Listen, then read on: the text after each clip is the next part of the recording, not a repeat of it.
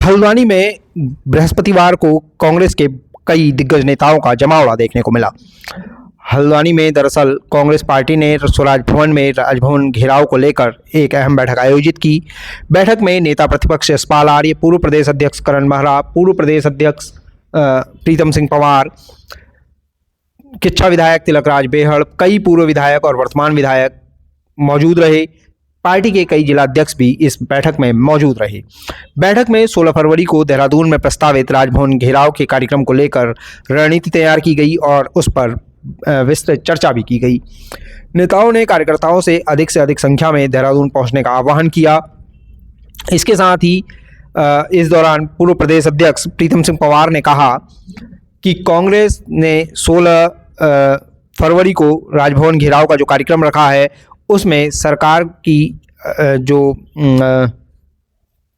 नीतियां हैं उनके खिलाफ हुंकार भरी जाएगी। उन्होंने कहा कि प्रदेश में पूरी तरह भ्रष्टाचार चरम पर है और कानून व्यवस्था पूरी तरह लड़खड़ा चुकी है।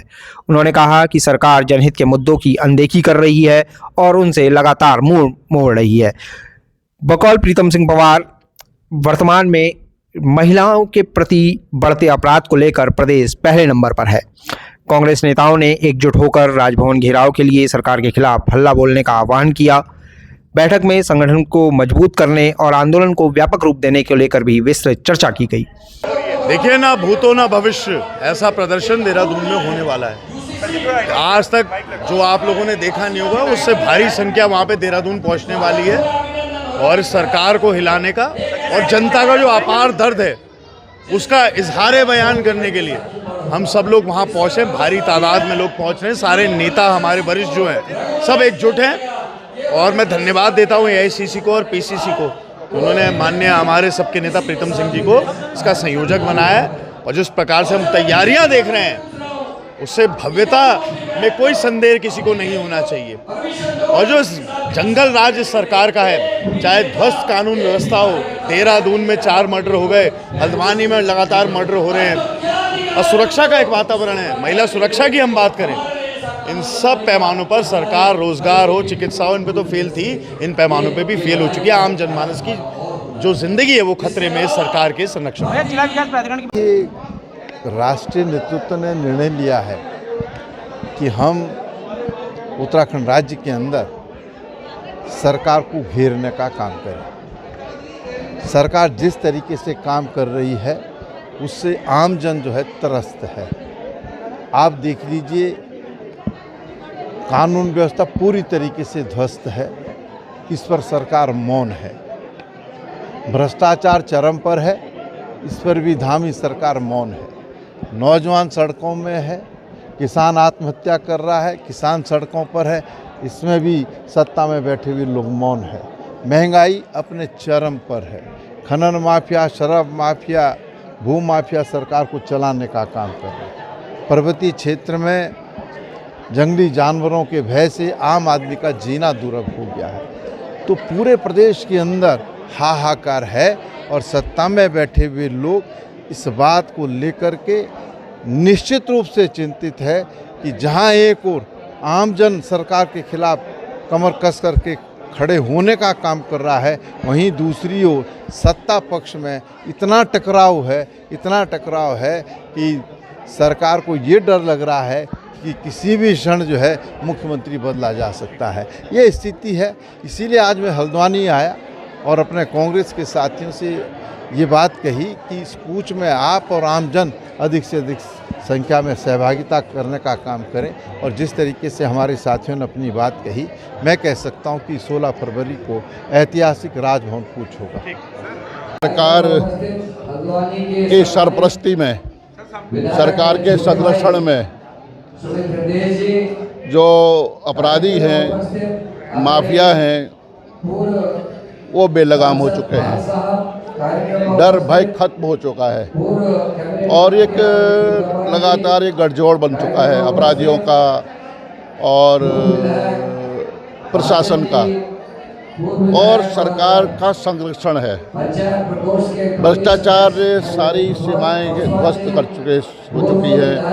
कानून व्यवस्था नाम की प्रदेश में चीज़ नहीं है और महिलाओं के अपराध लगातार बढ़ रहे हैं और यह प्रदेश देश में महिला अपराधों में प्रथम पायदान में है।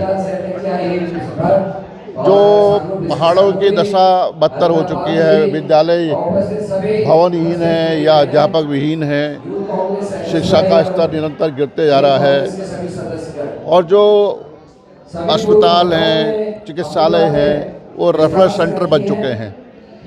आपदा से पूरा प्रदेश प्रभावित हो चुका है, लेकिन आज तक वहाँ पर बुनियादी सुविधाएं सरकार उपलब्ध नहीं करा पाई हैं।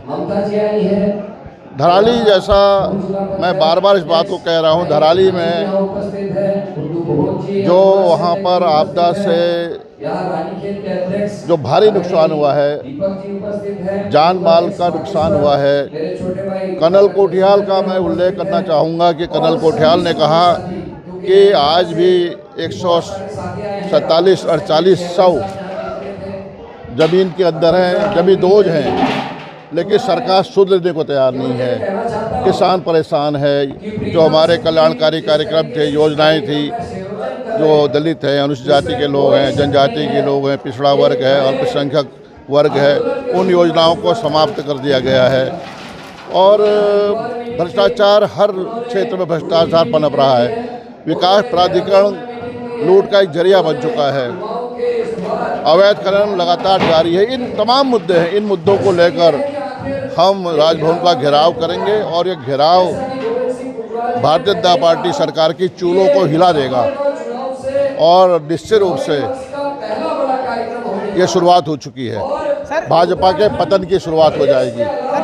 आपको हर गली, हर कूचे में, हर वार्ड में, हर पार्षदी क्षेत्र में, हर विधानसभा में, हर संसदीय क्षेत्र में थोक के भाव मिल जाएंगे। थोक के भाव हर गली में मुद्दे चीख चीख करके बोल रहे हैं। भारतीय जनता पार्टी की हरकतें, उनके लोगों का। और देखो, ये बात एक आम आदमी की हैसियत से कह रहा हूं मैं, आप पूछो तो सही, हत्या, लूट, बलात्कार, अधिकारियों की का निकम्मापन, जनता को लूटने की जो कला इस सरकार ने और सरकार के नुमाइंदों की सरपरस्ती में हो रही है।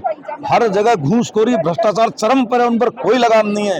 ये सब चिल्ला रहा, हर आदमी चिल्ला रहा, हलकान हो चुका। पहले इन्होंने धर्म क्षेत्र की राजनीति करी, अब जो वो धर्म क्षेत्र की राजनीति से इन्होंने जो डकैत तैयार किए, अब वही डकैत जातिवाद की राजनीति कर रहे हैं इस क्षेत्र पे। तो ये देश को कहां लेकर करके जा रहे हैं, ये सोचनीय विषय है। हर आम नागरिक को इस पर शामिल होना चाहिए। विपक्ष की आवाज, वो भी कांग्रेस की आवाज, किसी हालत में दब नहीं सकती, क्योंकि ये वही कांग्रेस है जिन्होंने गोरों से लड़ाई कर करके इस देश को आजादी दिलाई।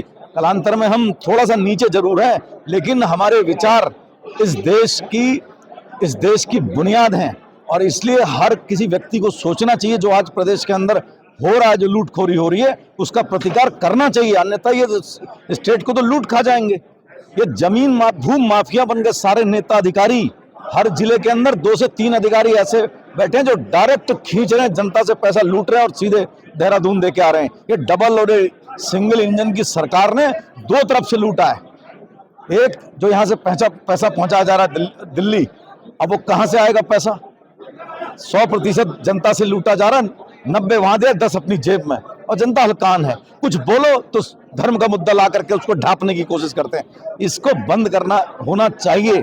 अन्यथा देखिए, गर्त में जाता हुआ देश, गर्त में जाते हुए प्रदेश के लिए कोई जिम्मेदारी नहीं होती, सिर्फ जनता जिम्मेदार होती है। अगर जनता की अभी भी आंख नहीं खुलती है तो ये मैं आज को बता रहा हूँ, फिर इस देश में जनता को कोई नहीं बता सकता।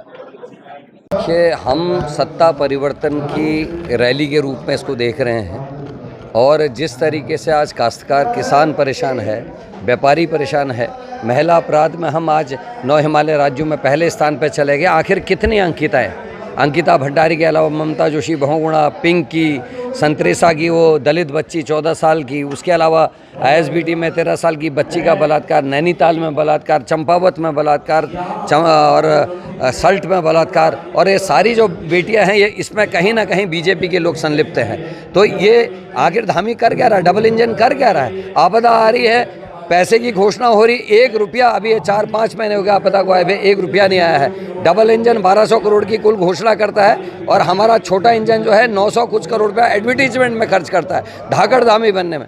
तो ये बड़ी हालत ख़राब है और सारे किस्म के अपराधों को देखते हुए, सारे प्रबंधनों के टूटते हुए देखते हुए यह आंदोलन है और हम राजभवन का ऐतिहासिक घेराव कांग्रेस करने जा रही है।